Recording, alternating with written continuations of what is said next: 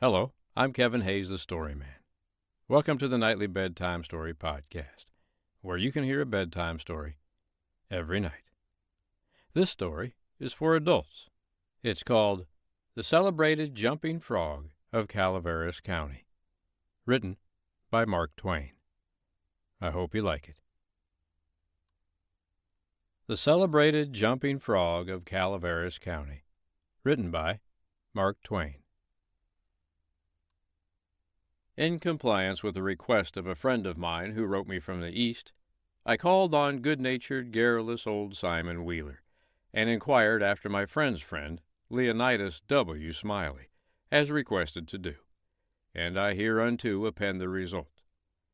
I have a lurking suspicion that Leonidas W. Smiley is a myth, and that my friend never knew such a personage, and that he only conjectured that if I asked old Wheeler about him, it would remind him of his infamous Jim Smiley, and he would go to work and bore me to death with some exasperating reminiscence of him, as long and as tedious as it should be useless to me. If that was the design, it succeeded. I found Simon Wheeler dozing comfortably by the bar-room stove of the dilapidated tavern in the decayed mining camp of Angels, and I noticed that he was fat and bald-headed, and had an expression of winning gentleness and simplicity upon his tranquil countenance. He roused up and gave me good day. I told him a friend had commissioned me to make some inquiries about a cherished companion of his boyhood named Leonidas W. Smiley, Reverend Leonidas W. Smiley, a young minister of the gospel who he had heard was at one time a resident of Angel's Camp. I added that if Mr. Wheeler could tell me anything about this Reverend Leonidas W. Smiley, I would feel under many obligations to him. Simon Wheeler backed me into a corner and blockaded me there with his chair, and then sat down and reeled off the monotonous narrative which follows this paragraph. He never smiled, he never frowned, he never changed his voice from the gentle flowing key to which he tuned his initial sentence.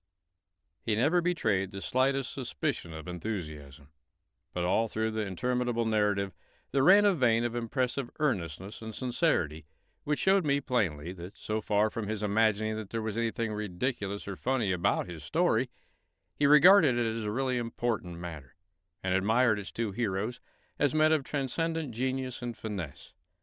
I let him go on in his own way, and never interrupted him once. Reverend Leonidas W. Reverend Lee. Well, there was a feller here once by the name of Jim Smiley in the winter of '49, or maybe it was the spring of '50. I don't recollect exactly somehow, though what makes me think it was one or the other is because I remember the big flume weren't finished when he first came to the camp. But anyway, he was the curiousest man about always betting on anything that turned up you ever see. If he could get anybody to bet on the other side, and if he couldn't, he'd change sides. Any way that suited the other man would suit him. Anyway, just so's he got a bet, he was satisfied. But still, he was lucky, uncommon lucky. He most always come out winner. He was always ready and laying for a chance. There couldn't be no solitary thing mentioned but that feller'd offer to bet on it, and take any side you please, as I was just telling you. If there was a horse race, you'd find him flush or you'd find him busted at the end of it. If there was a dog fight, he'd bet on it. If there was a cat fight, he'd bet on it. If there was a chicken fight, he'd bet on it. Why, if there was two birds sitting on a fence, he would bet you which one would fly first. Or if there was a camp meeting, he'd be there regular to bet on Parson Walker, which he judged to be the best exhorter about here, and he was, too, and a good man. If he even see a straddle-bug start to go anywheres, he would bet you how long it would take him to get to wherever he was going to, and if you took him up, he would follow that straddle-bug to Mexico, but what he would find out where he was bound for and how long he was on the road. Lots of the boys here has seen that Smiley and could tell you about him. Why, it never made no difference to him. He'd bet on anything. The dangdest feller. Parson Walker's wife laid very sick once, for a good while, and it seemed as if they weren't going to save her. But one morning he come in and Smiley up and asked him how she was, and he said she was considerable better, thank the Lord for his infinite mercy, and coming on so smart that with the blessing of Providence she'd get well yet. And Smiley, before he thought, says, "Well, I'll risk 2.5 she don't anyway." This year Smiley had a mare.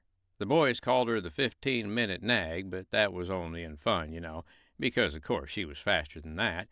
And he used to win money on that horse, for all she was so slow and always had the asthma or the distemper or the consumption or something of that kind. They used to give her 200 or 300 yards start and then pass her underway.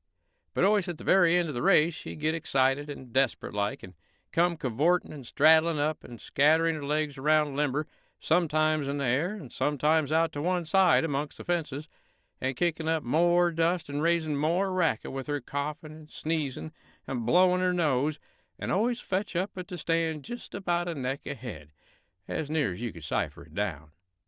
And he had a little small bull pup, that to look at him you'd think he weren't worth a cent, but to sit around and look ornery and wait for a chance to steal something. But as soon as money was up on him, he was a different dog.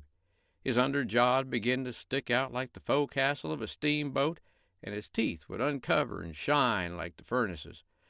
And a dog might tackle him and bullyrag him and bite him and throw him over his shoulder 2 or 3 times, and Andrew Jackson, which was the name of the pup, Andrew Jackson would never let on but what he was satisfied and hadn't expected nothing else.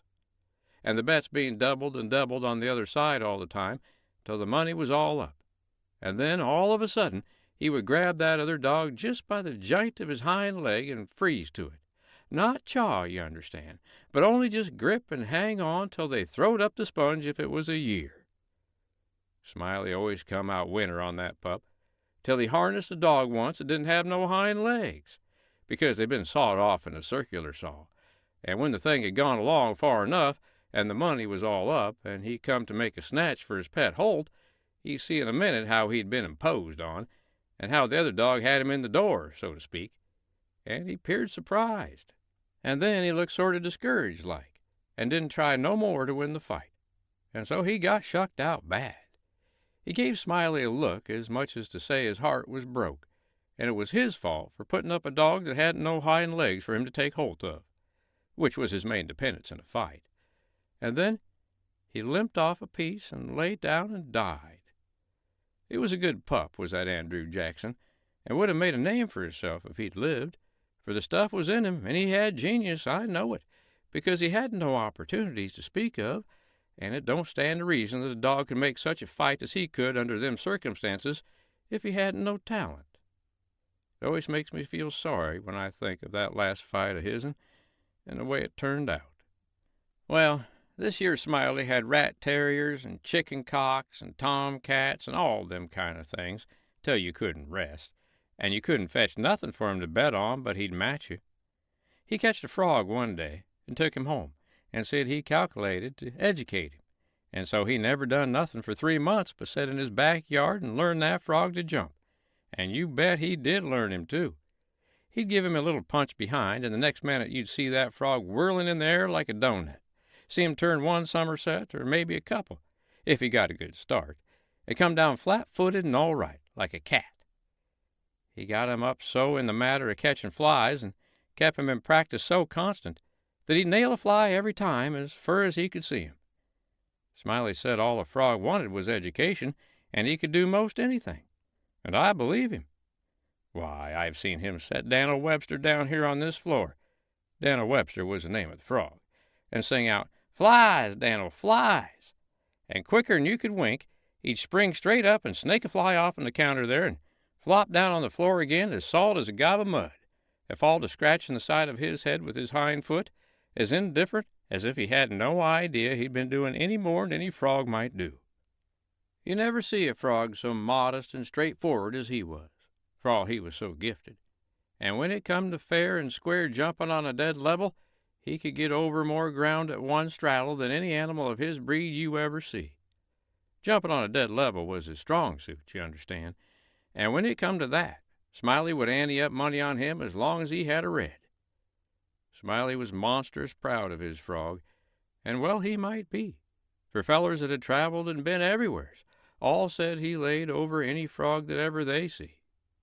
Well, Smiley kept the beast in a little lattice box, and he used to fetch him downtown sometimes and lay for a bet.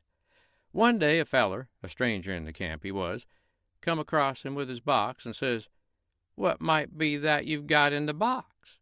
And Smiley says, sort of indifferent like, "It might be a parrot, or it might be a canary, maybe, but it ain't. It's only just a frog." And the feller took it and looked at it careful and turned it round this way and that and says, so 'tis. Well, what's he good for?"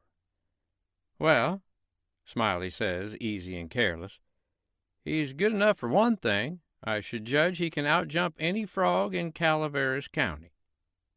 The feller took the box again and took another long, particular look and give it back to Smiley and says, very deliberate, "Well," he says, "I don't see no p'ints about that frog that's any better than any other frog." "Maybe you don't," Smiley says. "Maybe you understand frogs, and maybe you don't understand 'em. Maybe you've had experience, and maybe you ain't only an amateur, as it were. Anyways, I've got my opinion, and I'll risk $40 that he can outjump any frog in Calaveras County." And the feller studied a minute, and then says, kinder sad-like, "Well, I'm only a stranger here, and I ain't got no frog, but if I had a frog, I'd bet you." And then Smiley says, that's all right. If you'll hold my box a minute, I'll go and get you a frog." And so the feller took the box and put up his $40 along with Smiley's and sat down to wait. So he sat there a good while, thinking and thinking to himself, and then he got the frog out and pried his mouth open and took a teaspoon and filled him full of quail shot, filled him pretty near up to his chin, and set him on the floor.